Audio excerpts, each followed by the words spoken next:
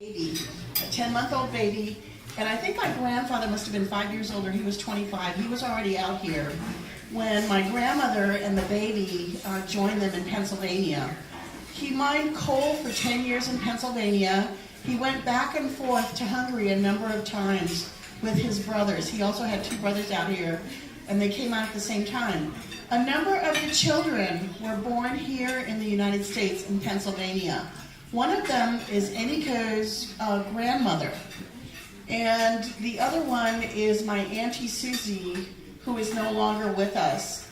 And it was my grandfather's wish, because what happened was he went back with the family, and World War I broke out, and he was drafted into the Hungarian army, and after that they could never come back to the United States. But it was my grandfather's wish, Bogo János, his wish, was for the children, as many as possible, to come back out here and live in America. So Susie, one of the girls who was born here, and I found her name in the 1910 census with Bishika.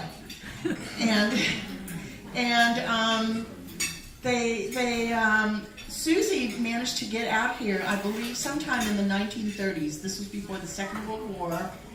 And she and my Uncle Johnny got married.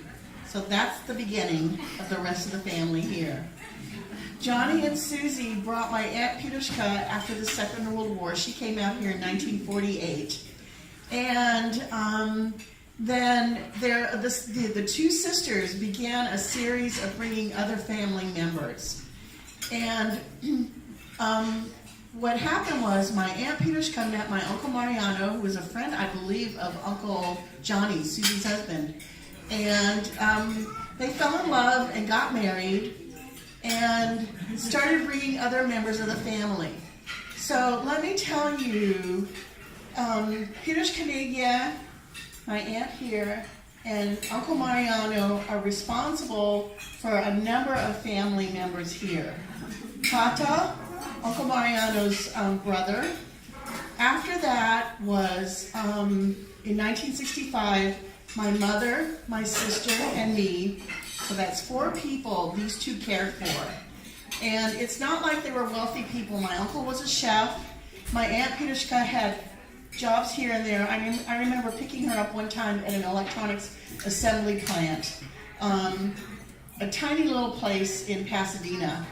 So that's 4 people by 1965. In 1967, Auntie Flora, and the 3 boys, so that's 4 more. Help me do the math, I'm not good at that.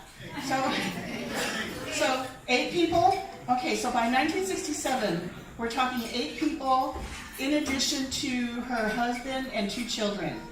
Imagine supporting 8 family members in addition to your own family member. And so even if it was for a week, 2 weeks, maybe it was a year, 8 people already had standing here by 1967. And then in the 70s,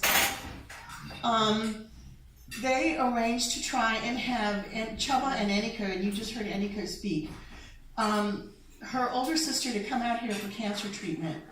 Unfortunately, the little girl passed away, but the family connection was still maintained, and so the next thing I heard was Chubba and Eniko are coming out here, and my aunt is adopting them.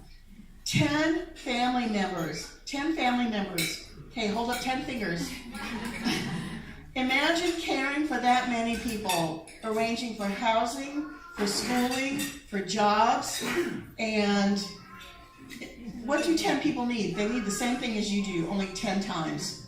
So I'm going to start choking up now, because I just want to say thank you to my aunt for helping us have a better life. I'm sure that everything would have been okay had we stayed in Hungary. And every once in a while, I have thoughts. What kind of person would I be if I had stayed there? But I am so grateful to the life that my aunt gave us, and that had it not been for her, 10 of us would not be here today. Think beyond that now, because all of us have gotten married. Eniko has, how many kids do you have? 3. 3, okay. the children of Auntie Flora, my sister's child, my family. So it's an incredible blessing that this husband and wife team, also with the help of Susie and Johnny, who are no longer here, and I would like to thank them posthumously, but you I have the ability to thank in person. And I so thank God that I'm able to do so. And I so thank you for what you did. So, Ishten el tashen shokai nenia.